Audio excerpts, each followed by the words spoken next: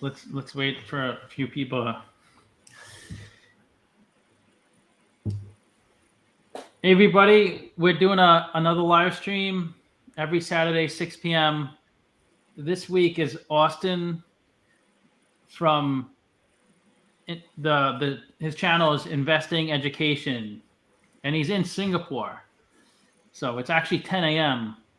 on Sunday by him. I think most people watching it's Saturday. Because if you're in the United States or Canada, it's Saturday.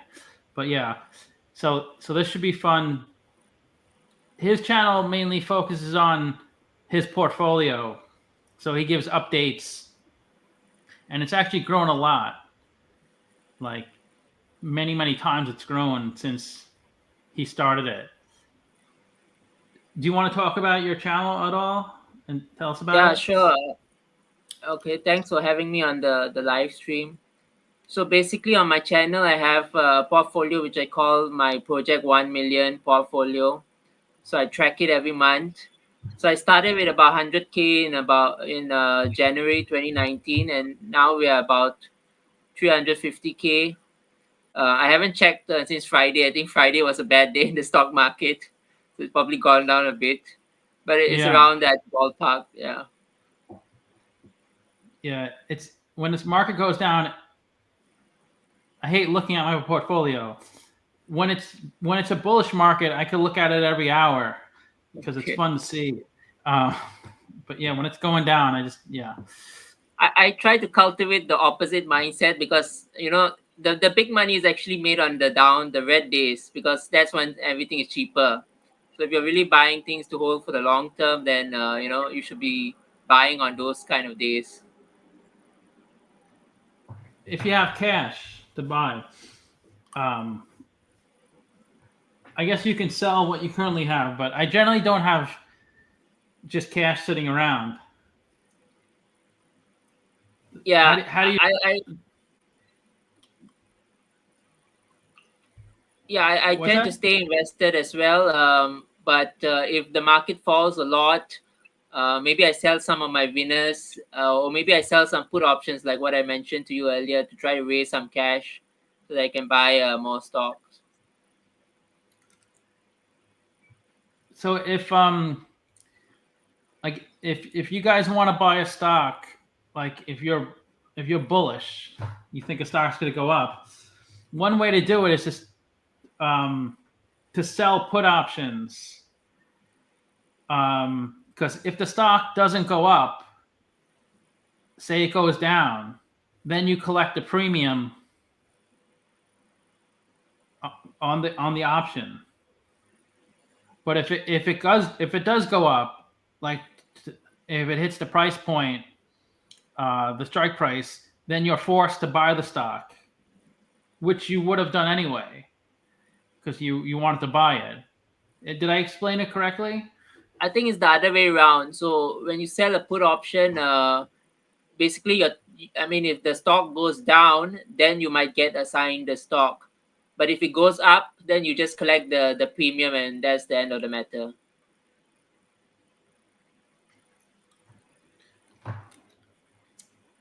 So when you buy a put option,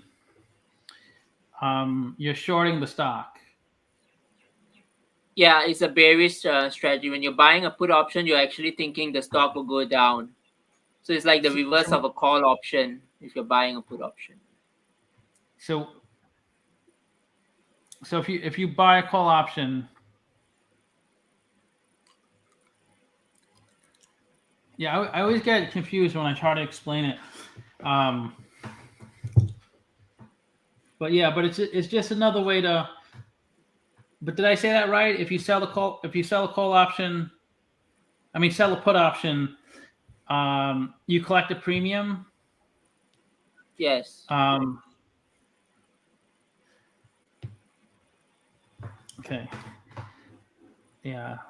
Let me think about that again. Maybe I'll talk about that further in a video. Um, hi,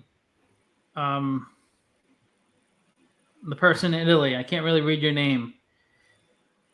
Ignatius, is that it? I just did a video on Alibaba today. Leaps. So leaps are long dated options, generally like over 2 years, because most options that you buy, like calls and puts, are usually within 2 years. Like sometimes they're like a month or two, but leaps are just long dated options.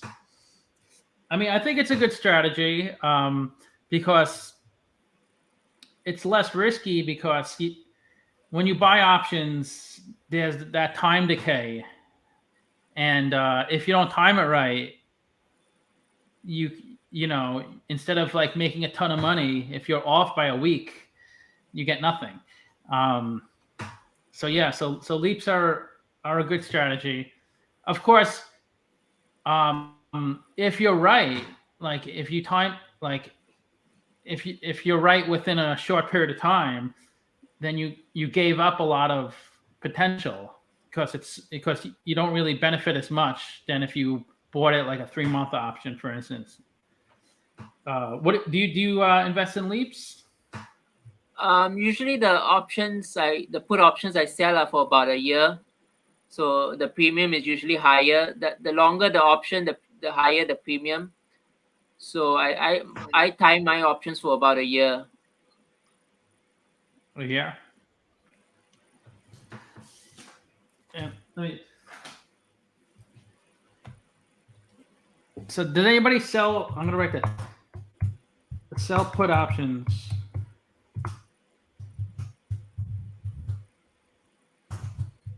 I'll write that in a chat, so I get it right in my head too.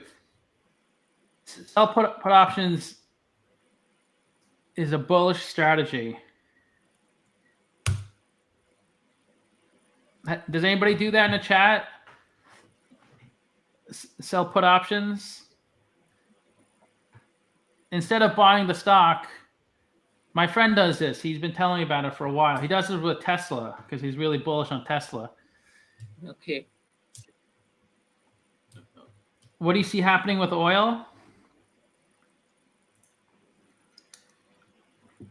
I'm pretty bullish oil. I just think I mean, everything kind of like runs on oil, and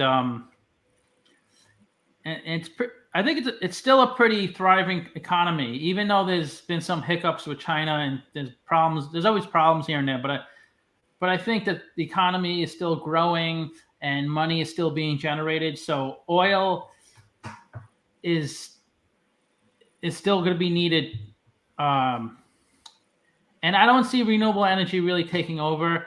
You know, renewable energy will be part of it, but I think both renewable energy and oil will increase at this as well. Maybe oil won't increase as aggressively as it was, but it's still, I think, going to increase for the next 10 to 20 years.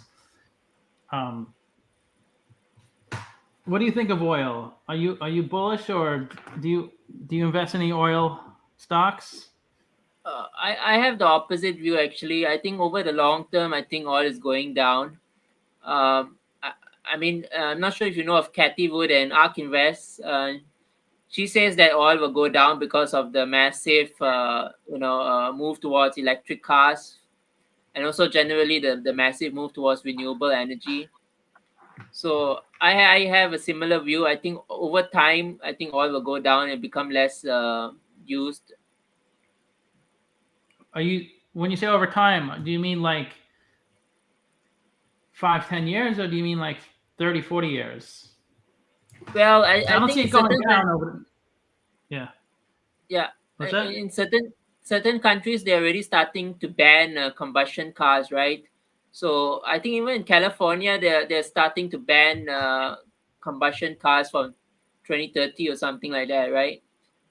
So once there are no more combustion cars on the roads, I think the need for oil is going to go down quite dramatically. And generally, I think the technology in getting energy from the sun or wind or other renewable sources is getting better. So probably over the next 5 to 10 years, I think oil will go down. I don't see it going above 100 in the next 5 to 10 years. But I could be wrong. I mean, if inflation really, accelerates, then we could see oil go up. But over the long term, I think it's going to go down. Yeah, I don't see it happening. Maybe like in like 100 years. But in our lifetime, I just don't see it. I mean, maybe countries like developed countries like U.S., Germany, U.K. Maybe we'll get closer to having more EVs on the road than combustible engines, but developing countries, they're far away from having EVs and working on renewable energy. I think they're going to be way reliant on oil than us. But there's so much infrastructure that's already been built to make products that use oil, like to kind of like get rid of all that infrastructure, and how many decades of time they spent and how many jobs. I just don't see it happening. But yeah, but if you're bullish EVs and bullish energy, then you should. That's like Kathy Wood should be kind of like saying oil is going to be obsolete and we're not going to have any need for oil, even though even if she feels that oil will never be obsolete, she has to say that because she wants to be as bullish as possible if she's focused on green energy. But yeah, but nobody can predict the future, right? So we got to see what happens. Ruckus. I'm curious how much oil is needed for a commercial wind turbine, both to manufacture but also to maintain. I think like things like copper are going to be a lot of commodities like copper, and different metals like the palladium metals. I think they're going to be needed a lot, especially building out the infrastructure for renewable energy, like the wind farms and like EV charging stations. They use a lot of metals, so I think that could be a good investment. Are you invested in any metals company like Vale or BHP? No, I agree with you. I think copper is going to be a hot commodity in the years to come. But I generally find it hard to value commodity stocks. I did invest a little in Freeport McMoran. It's one of the biggest copper miners. Yeah. But I mean, I wouldn't say it's one of my biggest positions. It's a small position, just mainly as a hedge against inflation, actually.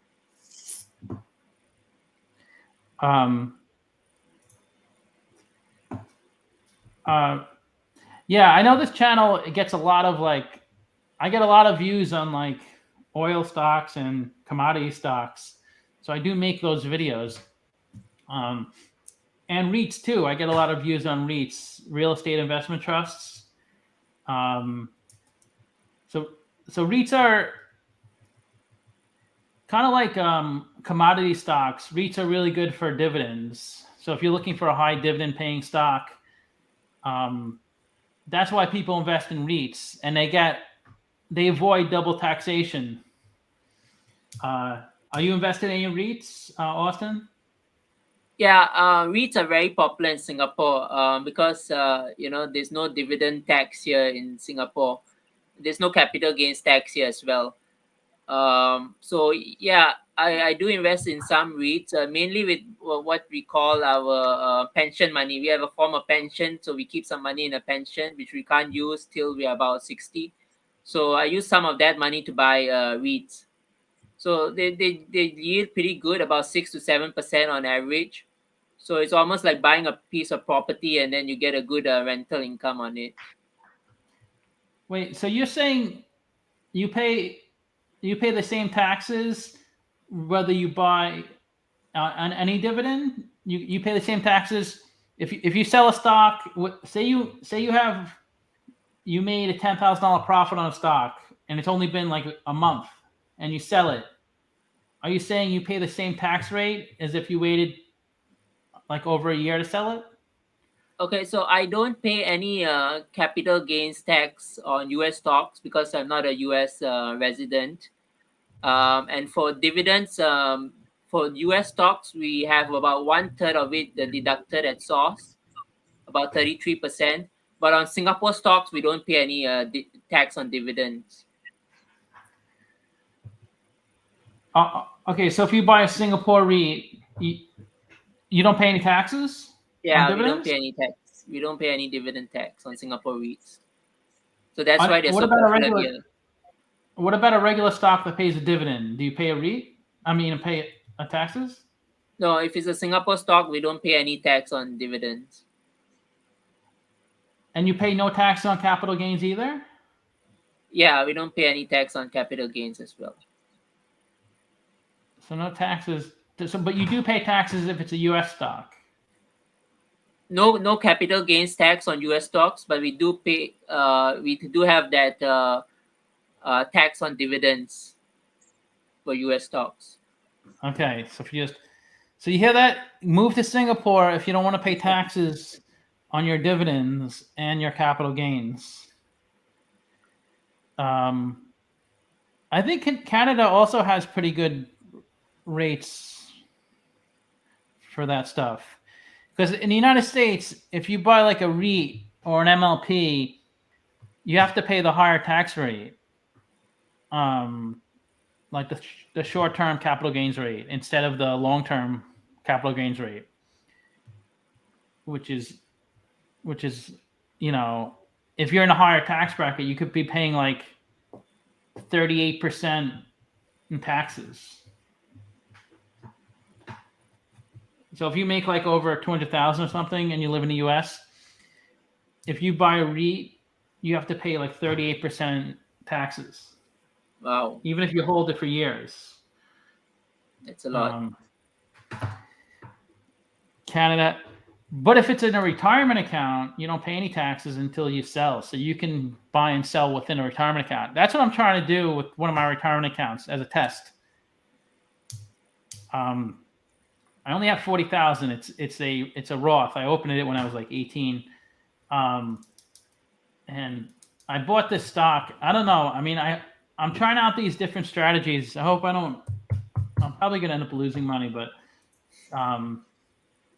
and I did a video on this stock, Forte Biosciences. I'm probably down now on it. I was up like 15-20%, but I bought at 290.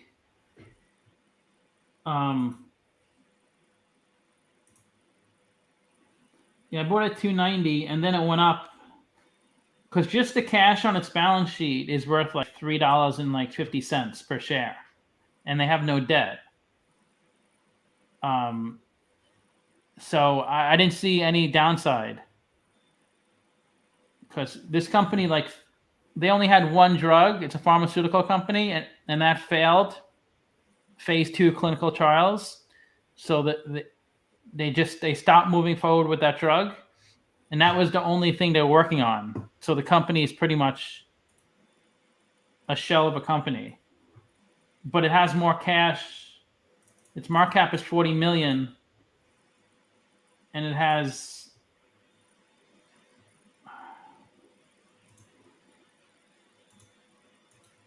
$45 million of cash. So it has more cash on its balance sheet than its market cap. And no debt. Only $3 million of current liabilities and no long-term liabilities. But I have a feeling it's just gonna trade sideways for like a few years. Okay. If Trump gets back in the Keystone Pipeline, we'll be back in action. I'm not sure about the Keystone Pipeline. What would happen if I'd have to look that up again to refresh my memory. What are the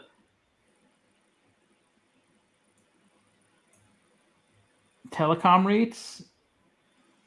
I don't have any REITs right now in my portfolio. Wait, do you have REITs, Austin? Did you say you did? Yeah, I have some REITs in a retirement account here. Generally, I like investing in stocks because we don't have capital gains tax anyway, and stocks tend to appreciate more than REITs. But yeah, for my retirement account, I do invest in some REITs. Yeah, that's the thing. When you invest in a stock that pays a dividend or high dividend, there's less appreciation. The stock price is not going to go up as much. Yeah. Which makes sense because the cash that they're giving out as a dividend brings down the value of the company, the same percentage as. So if they paid you a 6% dividend a year, that's 6% less capital appreciation. That's 6% less the stock price would go up. And if you compound that, it could turn into a lot of money. So if you're investing in a stock that pays a 6% annual dividend and the stock is flat for 10 years, that doesn't mean you didn't make any money. If you take that 6% and compound it, you might have doubled your money on that stock. I talked about that in one of my videos. I hope it trades sideways before it goes up. I think the only way it's going to go up is if they announce they're working on another drug. And they don't have to get approval for that drug. They just have to announce they're working on another drug, and then people will start buying the stock again.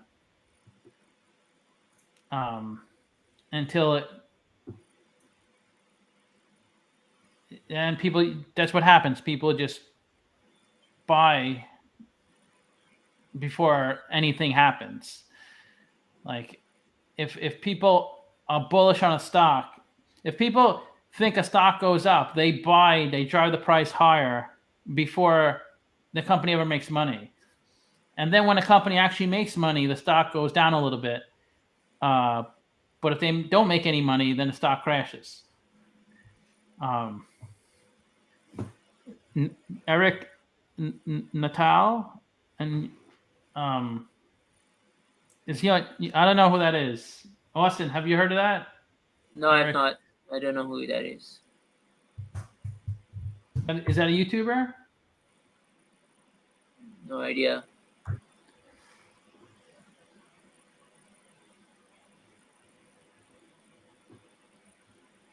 Nine Point Partners. No, I'll check him out.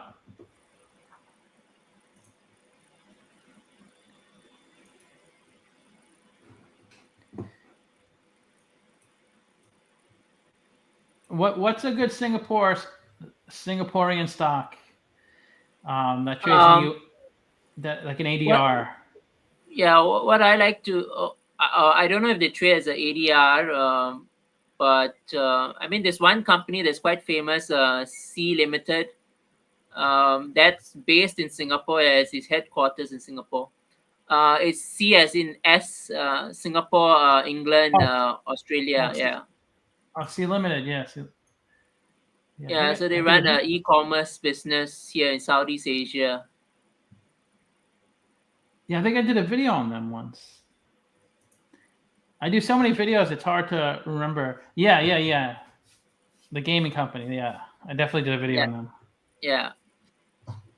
I'm not that invested in this company. I'm not that bullish about gaming or e-commerce in general. So, but it's gained a lot of attention. The stock price has gone up quite a lot. I mean, look at that. I mean, 400 million to 8 billion. But I think a lot of that is low margin revenue from e-commerce. E-commerce is generally a low margin business, so you can see the revenue go up a lot, but it doesn't mean it will translate into profits. Right. Exactly. So if you see revenue increasing a lot, I mean, initially you think that's a great thing, and it probably is. I mean, it might, but it could be. Sometimes it's not a good thing, because if you're paying for that revenue, like acquiring other companies, not that acquisitions are bad, but if you're paying for acquiring companies and your revenue is going up because of the companies you're acquiring, you may not be making any money, because you might have to take out a lot of debt or raise capital, raise equity to acquire those companies.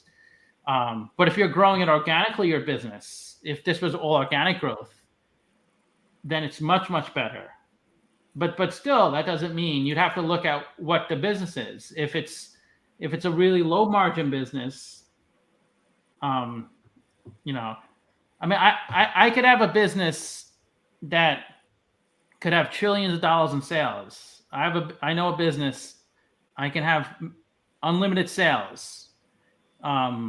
It's you sell $100 bills for $90, and my sales will be through the roof, right? Because everybody want to buy from me. They buy $100 bills and give me $90, but I would never make money. I might have a great price to sales ratio, so I might look really good in that respect, but I would lose money, right? So the margins are important too. So a lot of things go in, and it's confusing. I get really confused too, even though I can usually explain most things on the financial statements. I get kind of confused on like all the moving parts to try to value and identify whether the stock is good. And they're not profitable. Even with all this revenue growth. But the income statement, just because they're not profitable in the income statement, doesn't mean there might be a lot of non-cash losses that get passed through that are making them lose money, or making them have negative net income. So you have to look at like a lot of things. Like the statement of cash flows looks a lot better. They do have positive operating cash flow.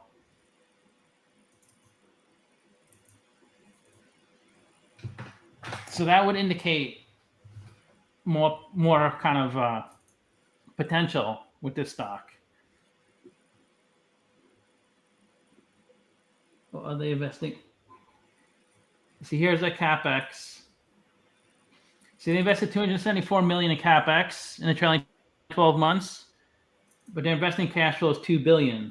So they're probably acquiring a lot of businesses. What would the other $2 billion of investing cash flow be? We can't see it in Yahoo Finance because it doesn't list everything.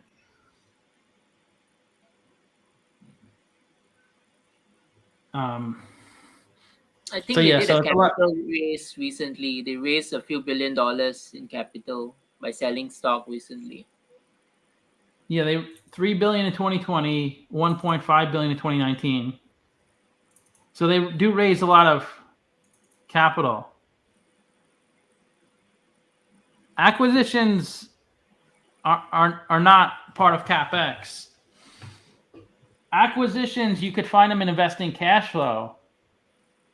Capex, usually, if you look at investing cash flow and a statement of cash flows, usually the top line is capex, PP&E, and then you might see purchases, new purchases. So they spent $77 million on acquiring a business, or $92 million. It is hard to tell in Yahoo Finance because it gets kind of the numbers get kind of consolidated, and it's hard to know exactly what it is.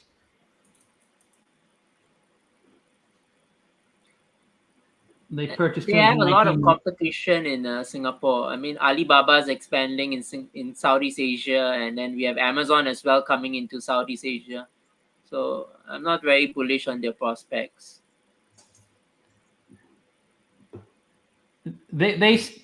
Um they sell video games, right? Say Limited, is that what they do? Yeah, that's their legacy business. That's the original business, but they're moving very aggressively into e-commerce and digital payments now. E-commerce meaning selling games online. No, general e-commerce, selling anything online. Oh, okay. So they're getting into like, do you know if they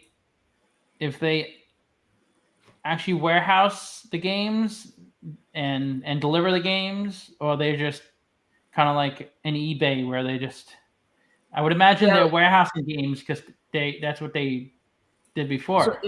it's not just games anymore. I mean, the games I think are digital games, something like Fortnite or something like that, multiplayer games. Right. But yeah, in terms of the So any, e-commerce, is they have their own warehouses here, so they're basically doing the Amazon, following the Amazon playbook here. Amazon. Okay. So yeah, they sell anything. Yeah, it's tough to compete against Amazon or Alibaba, but if you could be a niche player within a market or um within a community. I'm trying to think of that company in China. Um, what's the name?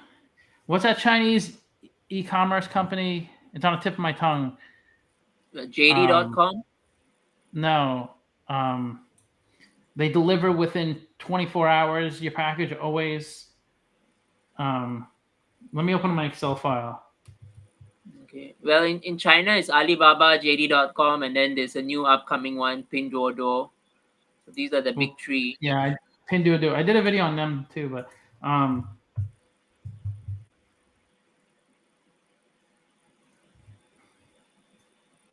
Coupang. Are they not That China? that Coupang? that's in South Korea. Kupang is Oh, in South South Korea. Yeah, Korea. yeah. South Korea. Yeah.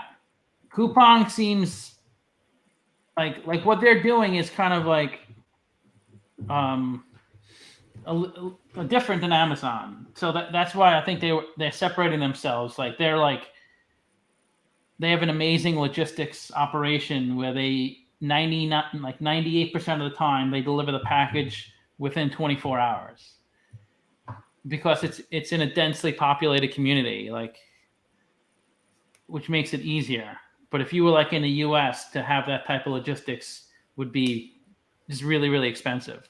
But in Japan, I think Amazon is very popular, and I mean, I think Amazon is one of the top e-commerce sites in Japan. They haven't penetrated the South Korean market as much, but I think they're going to come for the South Korean market sooner or later as well. Yeah, Amazon. That's what I have a lot invested in Amazon. I think I mean the market cap is high, and I'm not even up that much. It's it's not even beating the S&P, but I think over time it's going to be one of it's going to keep growing. JD.com.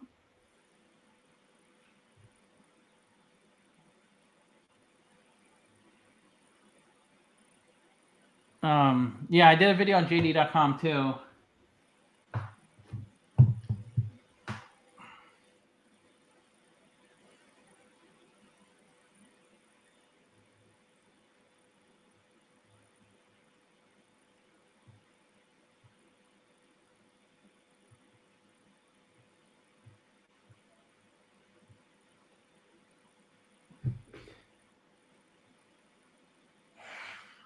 But yeah, but there's so much competition. What company did Metuin? Did you ever hear of that company? I'm not sure what that. Never Yeah, heard of I it. heard of the company. I think it's a big company in China. I think, if I'm not mistaken, they do food delivery. So I think they're like the equivalent of DoorDash in China.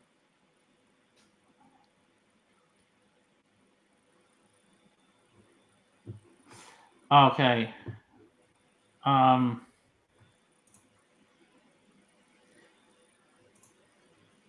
Yeah, I went big on this. The revenue is growing a lot. Wow, 115 billion loss. That's really high. I went really big on, and I'm sure I'm gonna regret it, on Waiter Holdings. I'm sure you never heard of Waiter. I think I saw you mentioning it to Okay. the co-host the last week, right? Yeah. Yeah. Um, they do like food delivery and some other things like related to that, delivery of anything. But they're really focused on more rural areas, smaller towns that maybe DoorDash and Uber Eats won't focus on because it's not as economical. Um, the But third quarter I wasn't think that great. for food delivery in general, again, is a very low margin business. I mean, there are a lot of operating costs, I think. Right. It's not as scalable as like selling phones or something. Um, Morgan Stanley did sell their stake in Waiter. Yeah, it went up a lot because they bought it. Then it went down when they sold it. COVID seems to be a bigger problem than people have anticipated. Um, Somebody mentioned Gilead. Going all in, yeah, Gilead's Moderna's doing amazing. Like it's Yeah. crazy. It's like I get so annoyed when I see stocks go up that I'm not invested in. Uh, like why couldn't I pick that? But of course, I try to do things like I try to use my head and think about it, and I shouldn't. I should just buy Tesla and not think about things. Or maybe if I thought about it differently, I would have bought Tesla, but I didn't. Um, yeah, Gilead. Yeah, it's a great company. Um, it's hard because I keep overthinking things because I'm like I'm looking at companies like AT&T, like these really massive companies that generate lots of cash and are profitable and have been around a long time. But I'm like, they never move in price. They just, so I'm like, I want like a big gainer, like what Moderna's done or Tesla. But I But guess AT&T, I think, it has a lot of depth and it's in a tough business. There's a lot of competition, I think. yeah, that's true. There's a lot of competition. Gilead, I think I generally try to buy businesses where there's little competition, where the business I own, is a dominant player in that industry. yeah, that yeah, having a dominant player, have a scalable business. Yeah, those are things to look out for. Um, and sometimes when you find it, you don't invest because you look at the financials and you don't think. I think has control of the EV market, but it's Yeah, so high. What's that? yeah. I mean, I generally see the mega trend of electric cars, but I'm not so sure if Tesla has a moat yet. I know the part of it that's interesting to me is the self driving part of it. I think the more data it collects from its users on the road, the stronger and smarter the system becomes. So that gives it an edge. But I mean, I'm not sure if this will be a long lasting competitive edge. Right, and that's what I say. Like maybe not exactly like that, but similar, and that's why I didn't make any money on Tesla, because I kept saying all these things. Oh, it's if it wasn't for the tax rebates, if it wasn't, they're not even making money. But I could have. But I guess you can't predict the future, right? Tell us, with these telecom companies, it's just like, I mean, I think if you're looking for stability, you go with like somebody asked about Telus or AT&T or Verizon. I mean, you're probably not going to lose much on these stocks. Generally, they have pretty low betas, I think. So I think they're fairly safe investments. But if you're looking for a lot of upside, I think you got to go with like a tech type company. Or, I mean, a penny stock's pretty risky if you want to. You go to the casino too, I guess, if you want to play penny stocks. Tesla, to me personally, is way too overvalued. Amazon, way more attractive at a high PE. I agree, JD, but I kept saying Tesla's overvalued when it was 100 billion, 500 billion, a trillion. I'm like, I could have, I don't know. What do I know?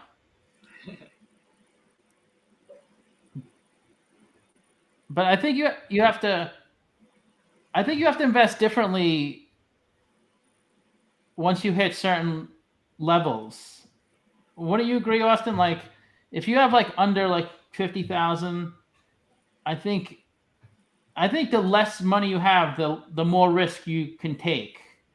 But when you start generating, especially when you hit that 1 million milestone, taking risks on like investments doesn't pay off as much, because it's not going to percentage wise, it won't change your portfolio. I'm not so sure about that. I mean, if I had a lot of money, I wouldn't jump into Tesla, just because I had a lot of money. I think it depends really on your age. If you're a younger investor and you have a longer time horizon, then you can afford to take much longer term bets. But if you're, near retirement or something like that, then you probably want to take more short term bets. Right. It's just like when I invest in I don't know, it's hard to explain. It just doesn't seem like it pays off when I take risks in stocks.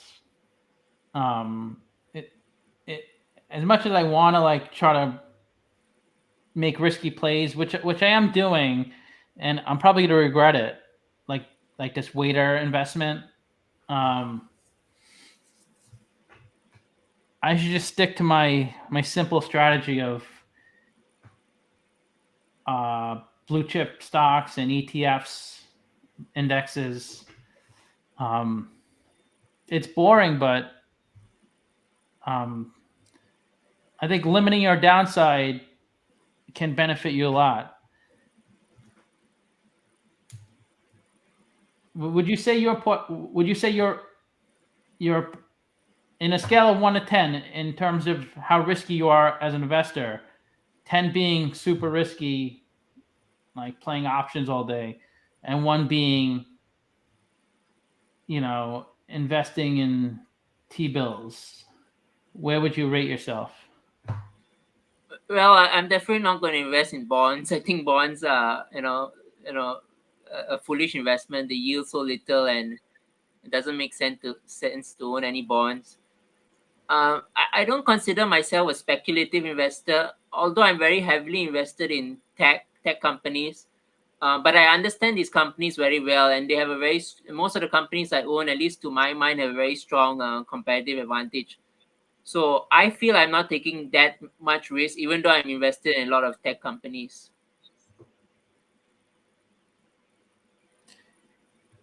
I'm not beating. Yeah, I know.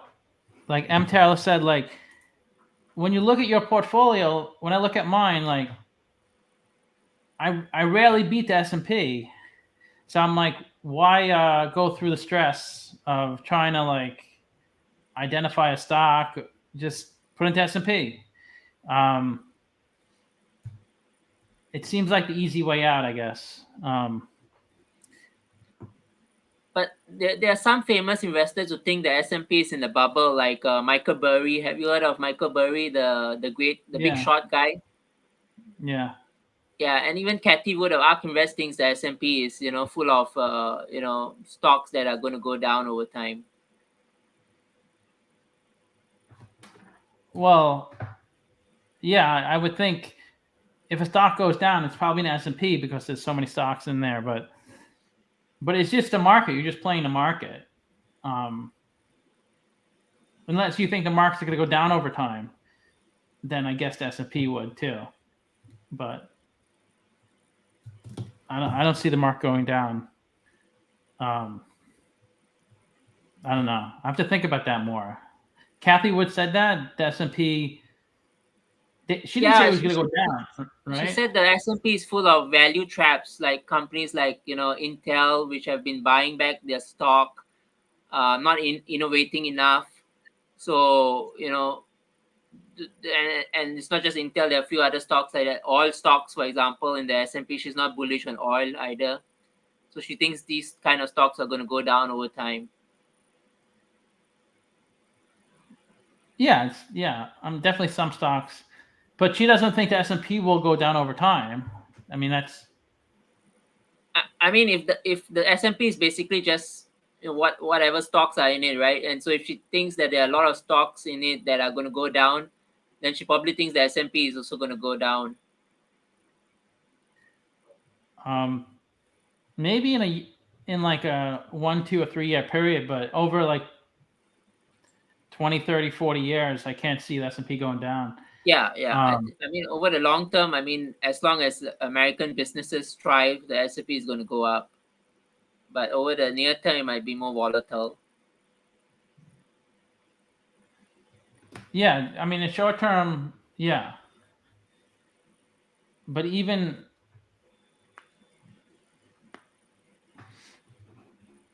the SOX SMH is definitely not going to have companies going down. The SOX,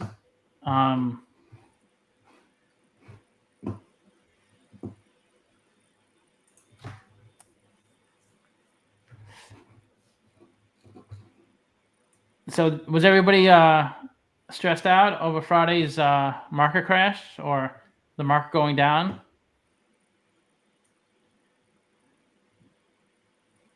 It's a buying opportunity if the market crashes. So if the market crashes, would you sell stocks? Some of your stocks? We talked about this earlier. Have you done that before? No, I will never sell when the market's down. I mean, that's just not my style. I No, will but you consider said, buying more. but unless you're sitting on, do you just sit on cash? I mean, who does No, that? I don't sit on cash, but I mean, I could just buy a little more. I do have maybe 1 or 2% of cash sometimes in my portfolio. I could just use that. Or, like I said, I could sell put options to raise more cash. Or I could sell some of the stocks that feel a little more overvalued and buy some of those that have fallen more. That's what I'll do. Right. That's what I don't understand. Like when a market crashes, I can't buy things unless because I don't sit on cash. Unless I sell some of my stocks to find if I think there's better values. But when a market goes down, I mean, usually most stocks go down. At least in my portfolio. Like I give you one example. Recently, PayPal has gone down a lot. I also own Microsoft, but Microsoft hasn't gone down that much. So what I did was I sold a little Microsoft and I bought more PayPal. Okay, so you're bullish PayPal. Yeah, I mean PayPal fell down about 40%, right? And Microsoft was still near its all-time high. So I thought I could take a bit more risk with PayPal.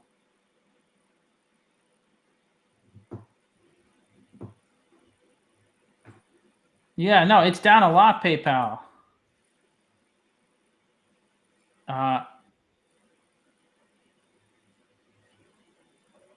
Why do you think it's down so much? Like, what's Part of it was because there was a rumor they were going to acquire Pinterest. So I think after that rumor came out, they fell about 15-20%. The market didn't like it. Then they rejected the rumor, but they still kept falling after that. I think after that, in general, payment stocks were falling. Visa, Mastercard fell quite a bit as well. But I mean, and yeah, the top line growth is slowing a bit because they had a very good boost of revenue last year. So comparatively, it seems like it's slowing a bit this year. But overall, I think they're still doing very well. I mean, all the major numbers are still going up.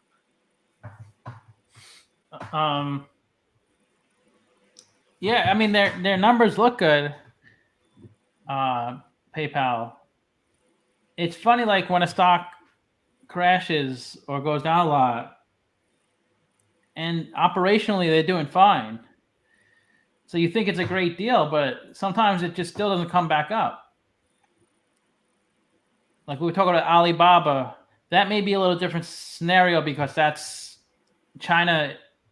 They're in China, so that's kind of like pushing the price down. But I was looking at, I think it was JD, and they rebounded a lot. Like it peaked at 106.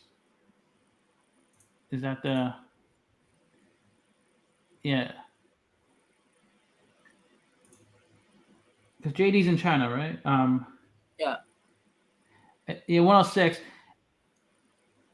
and then it went down to 63, and now it's coming back.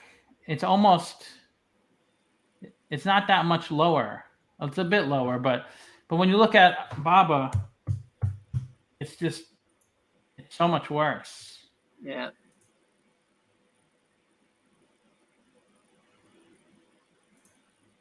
It peaked at 305 at the end of at the end of 2020,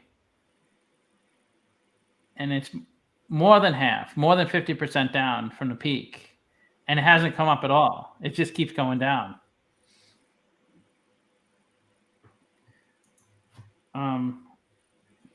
Baidu is similar to Alibaba. It's actually worse than Alibaba.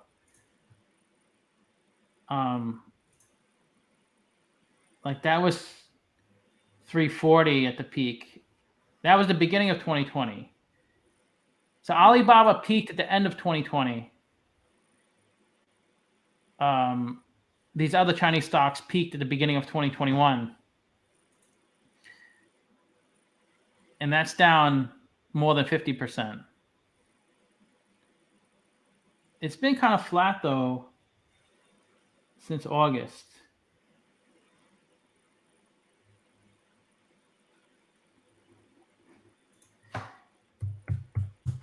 You see Baba coming up from? I think so. I mean, I think over the long term, over 2 or 3 years, I don't think Alibaba is going to stay at the current price. I think it's going to be higher over the long term. Yeah, it just keeps going down. I mean, it's if you bought it any time the past 12 months, you lost money, unless you bought it here and sold. And unless but even if you bought it here, you would still be down money if you held it, because it just keeps going down, which is crazy because it's like one of the most successful companies. I mean, look at all the. I mean, these aren't Chinese ones, but still, that's like. I think the thing that gives me a lot more confidence is that the management is buying back stock, so that shows the management thinks the company is undervalued. So I think that's a good deal if management is buying back stock. Alibaba's management's buying back stock. Yes.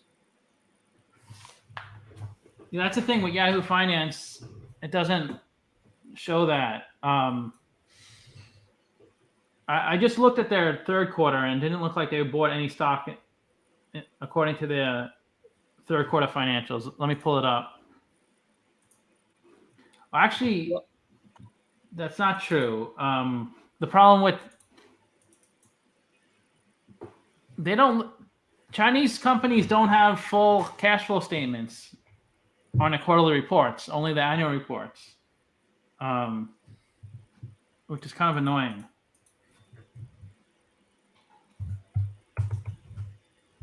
What I remember reading is that they were buying back stock at an average of about 193, the price of 193, and now it's gone down to 135. So I guess they'll be buying even more stock now. Yeah. Okay. So it does mention it. I forgot they didn't. So during September quarter end, so third quarter, we purchased 26.9 million of our ADRs, which is 215 million shares for 5 billion. That's significant, 5 billion, because they're a 300 billion market cap company. Would you believe them anyway? That's a good point. You know, these Chinese companies, sometimes it's hard to believe them.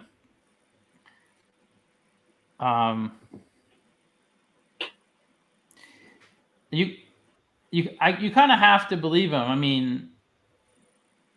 mean, I guess if you don't trust what the company says, I guess just don't buy the stock. 26 million ADSs, that's 215 million shares. So one ADS is 9 shares of the stock, the company stock. Somebody asked me a question on like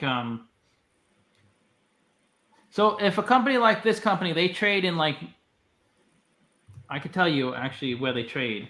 So Baba trades, and this stuff is like kind of like not that important for investing, but it's more kind of interesting. So they trade all over. They trade in New York, Mexico, Germany, London, Switzerland, Argentina. All these different exchanges, and it's expensive because you have to. It costs money to trade at these different exchanges, but for them, it's a drop in a bucket, a few $100,000 or a few million a trade. But it gives you more liquidity. And somebody asked, like, how many shares are traded? Like, which shares are traded in Hong Kong and which shares are traded in Argentina? There's only the shares are held all with the Chinese company. That's where all the shares are, and then you can buy those shares through your local stock exchange. Like we use ADRs or ADSs to buy shares, to buy the stock that trades on the Hong Kong Stock Exchange. Although we just have ADSs, but those ADSs hold shares of the original company.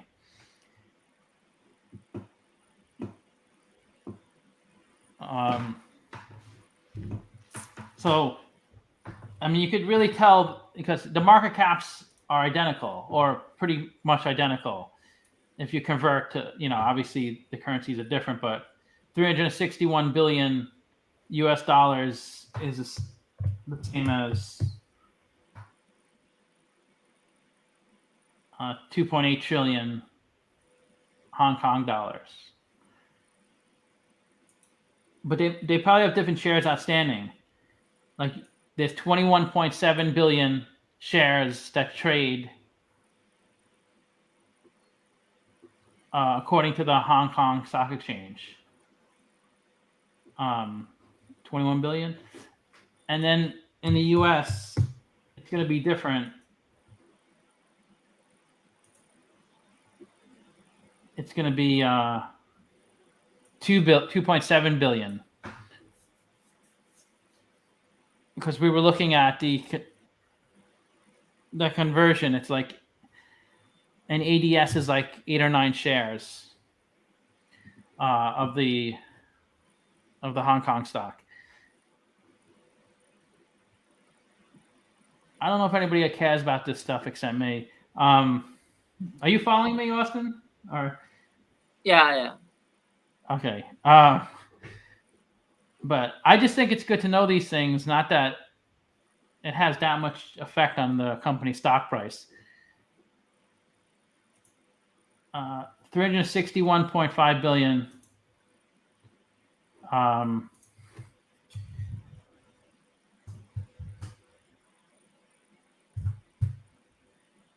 Right. Okay. 7.8.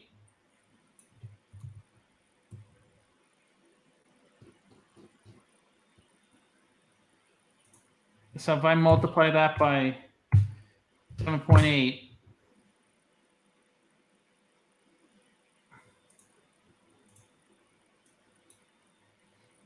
I get roughly that 2.8 trillion Hong Kong dollars. So that's how you know, like, it's all the same stock. Wherever you buy it, it's the same value. The company's same value. So it doesn't matter what exchange you buy it on. It's all the same thing. Bummer, JD. CVS is a good option. Yeah, CVS. That's an interesting one. They closed a bunch of stores. Oh, it didn't really go down much.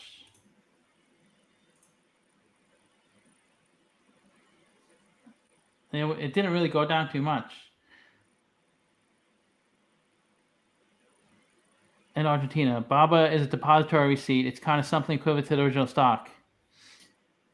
Exactly. It's I mean, you don't own stock in Alibaba. You own a depository receipt, which owns stock in Alibaba. It's pretty much like owning stock. It just holds the stock for you. The CDS kind of references a stock. But if anybody trades options, it's not like an option. It's not like it's referencing a stock. You actually own this. Because a bank is set up to hold the depository receipts, like how do I explain it? Like JP Morgan would buy the depository receipts that are traded in the market.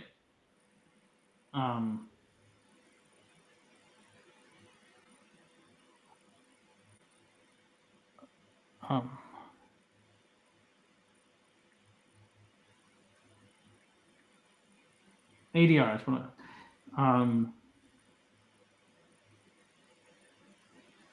Yeah, so if JP Morgan wants to trade Alibaba, they buy Alibaba stock and they hold it as collateral, and then they issue ADRs into the open market. But anyways, that doesn't matter really. CVS, well, 16 PE, that's really good. Yeah. I mean,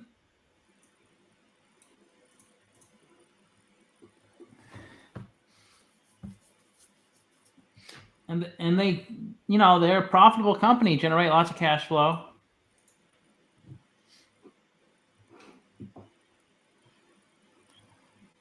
Ruido, my issue with Chinese ADRs is that they belong to China more than ADR itself. That makes it super risky, in my opinion.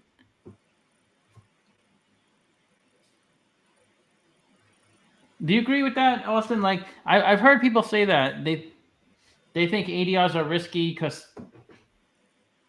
they don't actually own the stock. Yeah, I mean, there is an element of risk, but what I'll say is that I think recently, a few weeks ago, one of the finance committees in China, they came out and said that the ADR structure is an important part of the Chinese economic structure and how it interacts with the world. So basically, they endorsed the ADR structure. So at one time there was a lot of doubt whether the Chinese government will recognize the ADR structure, because it was like a way to raise capital overseas, and circumvent the local rules.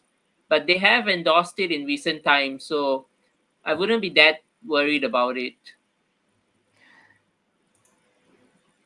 But I would think that's the job, the American bank that issues the ADR, like JP Morgan or Goldman Sachs. They're taking a risk more than you are. I could be wrong. You know what I'm saying? Like if China didn't recognize the ADR, wouldn't JP Morgan be on the hook if they're the one who issued it?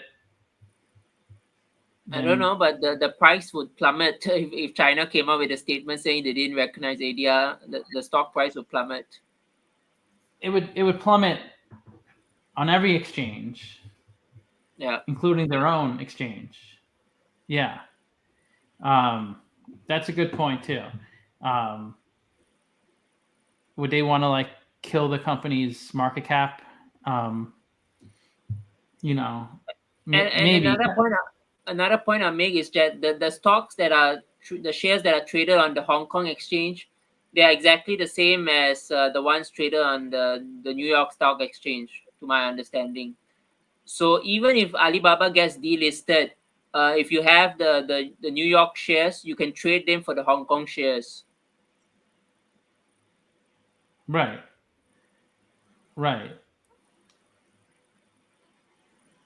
The ADR gives you access to the Hong Kong shares. When you own an ADR, you have access to the shares of the home country, whatever country that stock trades in. Yeah, Evergrande, it's just like every time I look up Evergrande, it's like we, every month it's like we might file bankruptcy, and then in the last minute they're like, oh, we got a loan, somebody gave us money, so we're not going to file bankruptcy this month. So they're always like an interest payment is due at like the end of the month, and then they don't have money, and then the very last minute a bank gives them money or somebody gives them money, and then they don't file bankruptcy.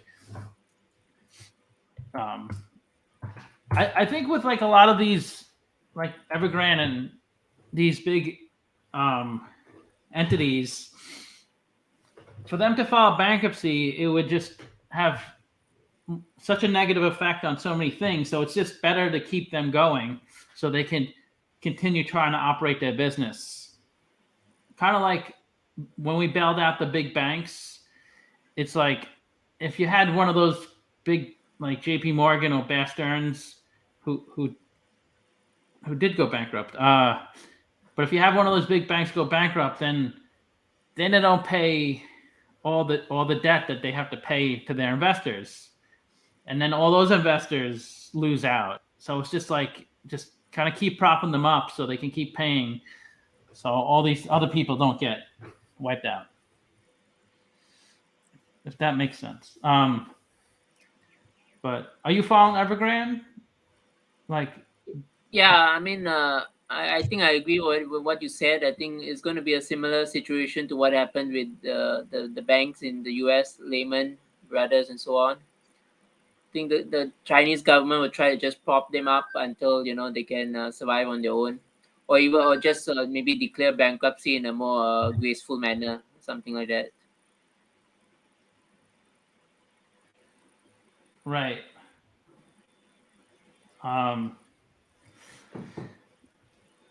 But it's kind of like it seems like it could happen. They may file bankruptcy, but they're just kind of like skating by right now. But I wouldn't say they're out of the woods or anything like that. Yeah, the CTRM.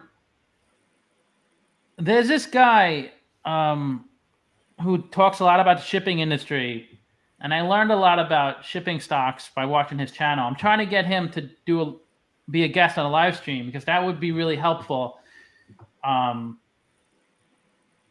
Because he could really delve into like the Baltic Dry Index or or kind of like the way the shipping industry, like kind of like the nuances of it, because he really understands that stuff. The chairman of Evergrande sold 1.2 billion shares.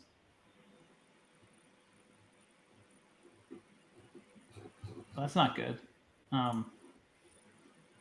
Evergrande founder sells more assets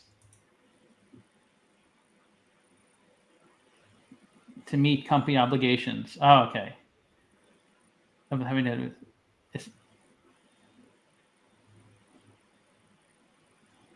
So okay, so the founder is selling stock of the company to pay, it looks like, interest on the debt.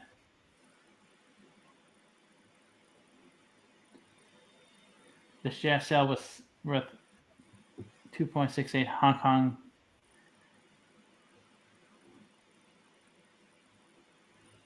New energy vehicle. Yeah, Evergrande mentioned that they're trying to really focus on the EV market and not so much the real estate market.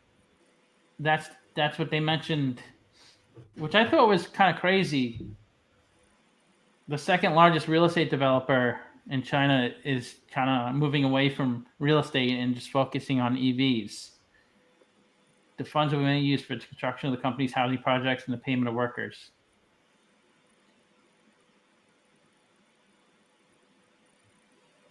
Yeah, this Evergrande Auto.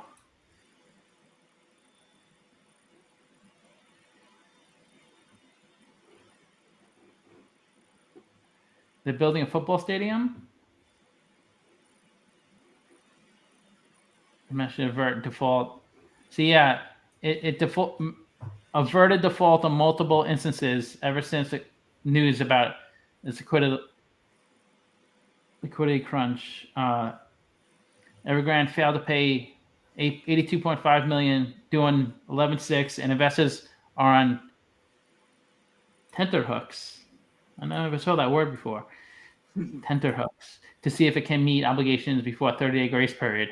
See, it's always like the last minute, like the bottom of the ninth.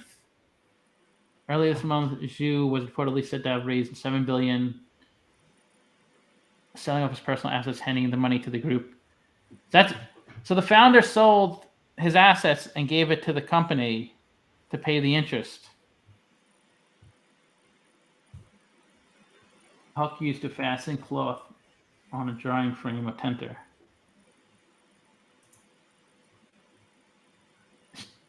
Stretched tight to be tense, and it's suspenseful, or on tenter hooks. I think that says a lot about how they feel about the future of Chinese real estate prices. Yeah, how do you see any opinions on Chinese real estate? Because that's a big part of like commodity prices, iron ore prices, Chinese real estate. I think in general it's been overvalued for quite some time. I know there were a lot of China buyers coming over to Singapore and even Malaysia, buying up property here as well. So that drove up prices quite a bit over the last few years. But I guess you can only do that for so long before it becomes a bubble. Yeah, it's because you have to think of like in a country like China, we all know there's so many people, but like in any country, any society, when people start making more money, right? They like to treat themselves, especially if you were living, you graduated college and you never really made money, and then you get your first job, you're making $50,000-$60,000, so you buy a car maybe, and then after say 5 years you're making $150,000, so you want to treat yourself, you might buy a house. This is happening in China, but there's so many people, so many hundreds of millions of people moving from one pay grade to the next. Like there's these people and they're making a lot less. You know, there's people who are making like $1,000 a year. Now they're making $6,000 a year, or and so they want to move, even though they lived in a really terrible place. They want to live in a less terrible place. And there's people who are making $10,000 a year and now making $15,000. So there's so many people that are moving as the country becomes more developed.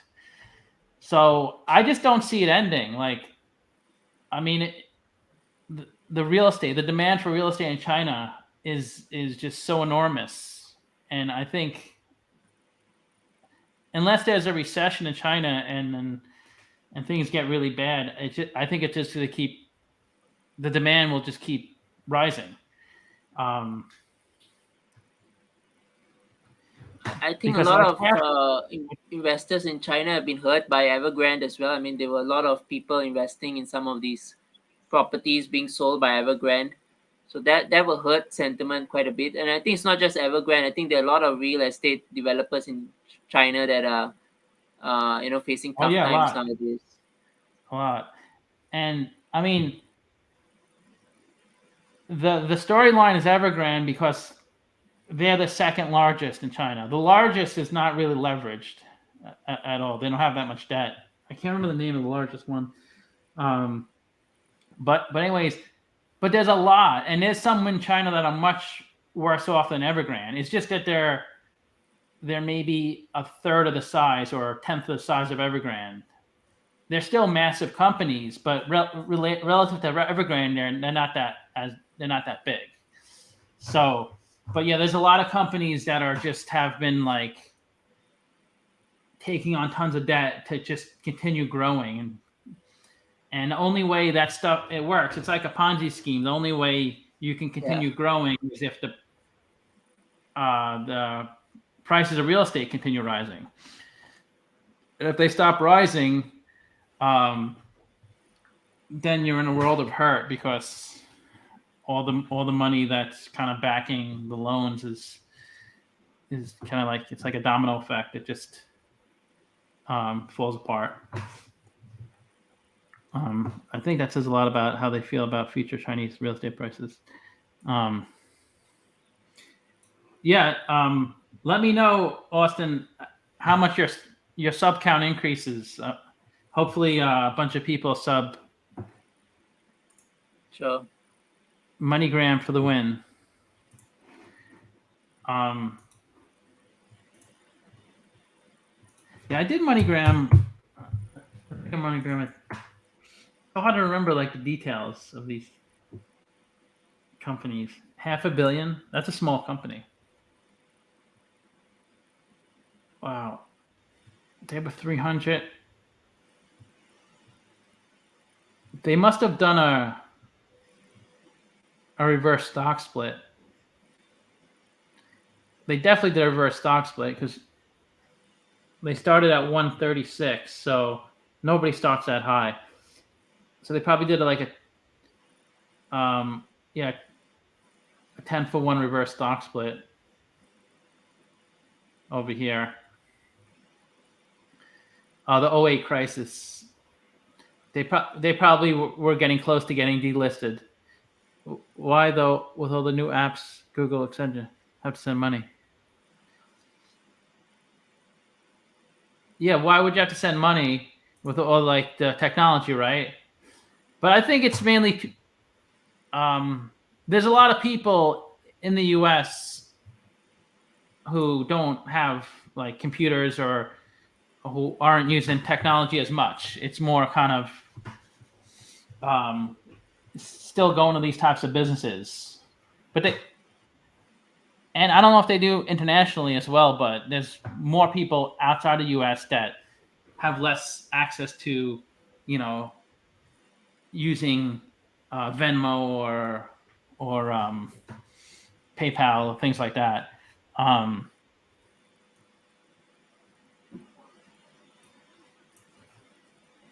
Do you invest in like these really small cap, kind of under 1 billion or under 5 billion? Not really. I mean, it's good to get into a company when it's smaller, but I don't really know that much about MoneyGram. I think at one time Alibaba wanted to buy MoneyGram, but it was rejected by the US government. So I think that's why the price fell also at one time. But in general, I mean, I think I agree with what one of the viewers said. I think there's so many ways to send money these days, even including crypto.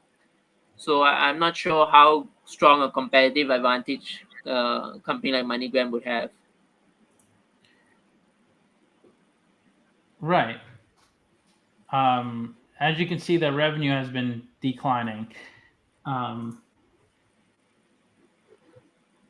So yeah, there is demand, but it's going to go down as more people get comfortable with technology.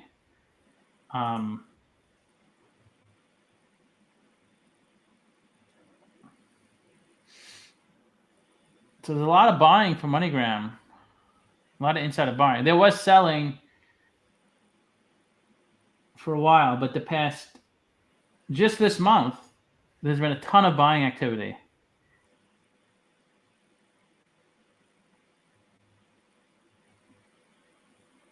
Is Bitcoin the same class as Western Union or MoneyGram? Yeah, I don't know. I don't like Bitcoin too much. The Intel, I like Intel a lot.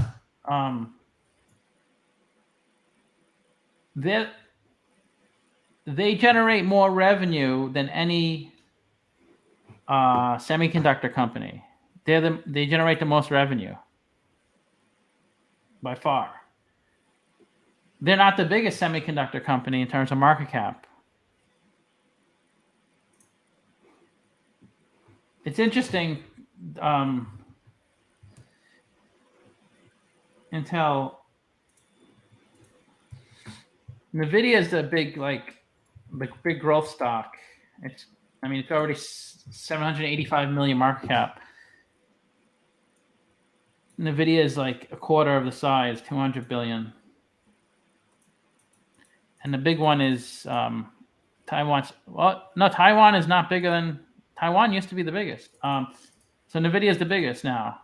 Taiwan is second biggest.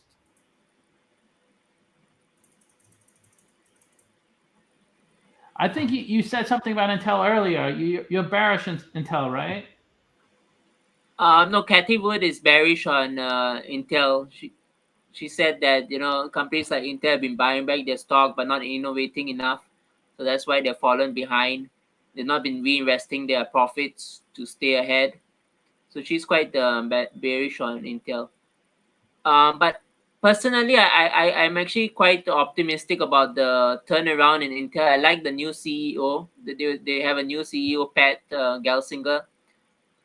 So I'm quite optimistic. But I'm not as bullish about Intel as I am of Amazon or Google.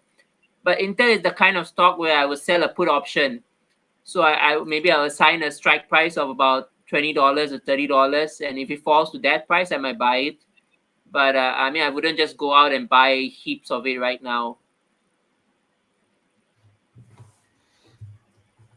Right. If you sell a put option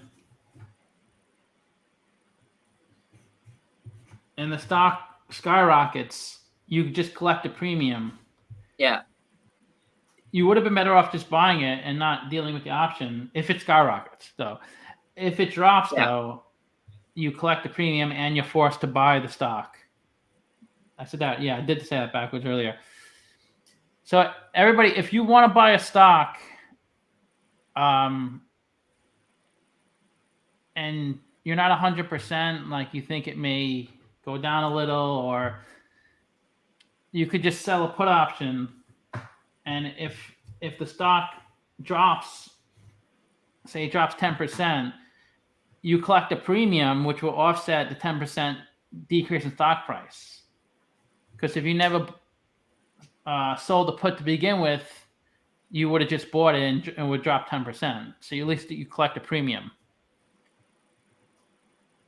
But the risk is if you sell a put option and the stock goes up a ton, you lost on a lot of upside.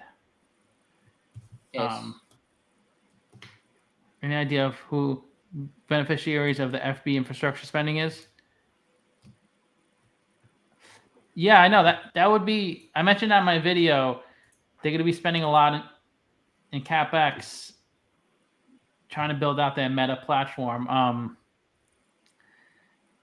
And I thought semiconductor companies would receive a lot of that money. But yeah, I don't know. I mean, the company that receives the most money, their stock will probably go up a lot.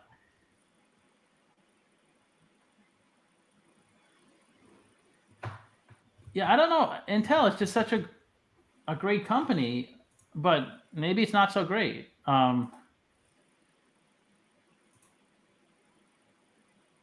It was like the monster in 2000, like semiconductor. It was like bigger than every semiconductor stock combined.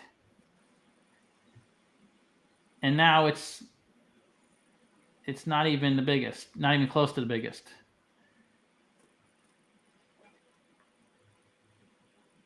It is coming up, but I don't know. Like I feel like it's like such an obvious buy, but then I feel like I buy it and it's probably gonna just sit there for like years and barely ever go up.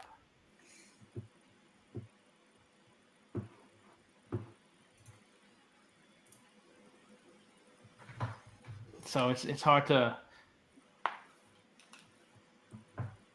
Wouldn't Intel be beneficiary of Facebook? Also government support? Yeah, it sounds like they would. I don't know. So what do you think, Austin? Should we end it here? It's almost 90 minutes, or It's your call. I would think so. Timber was hard to find until it's early by you. It's only 11:30 a.m. Yeah.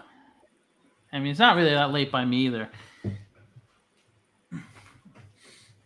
I just got to get my Intel video prepared for tomorrow. But I think it was a pretty good live stream. What did you think? Yeah, I think it was good. Enjoyable. And yeah, everybody try to subscribe to Austin's channel. He's very transparent. He shows his portfolio, and he shows you what he invests in, and it's grown a lot. It's like tripled or quadrupled in a few years. Yeah, it's a no hype kind of channel. I mean, I just show what I'm actually investing in, and I talk about what I'm learning, as the months go by. So it'd be great to have more subscribers. Yeah. I gotta watch more of your videos. I've only seen like one. But yeah, no, it was a good. I appreciate you joining, and yeah, thanks everybody for watching and commenting. And I'm gonna try to do it every Saturday at 6 p.m.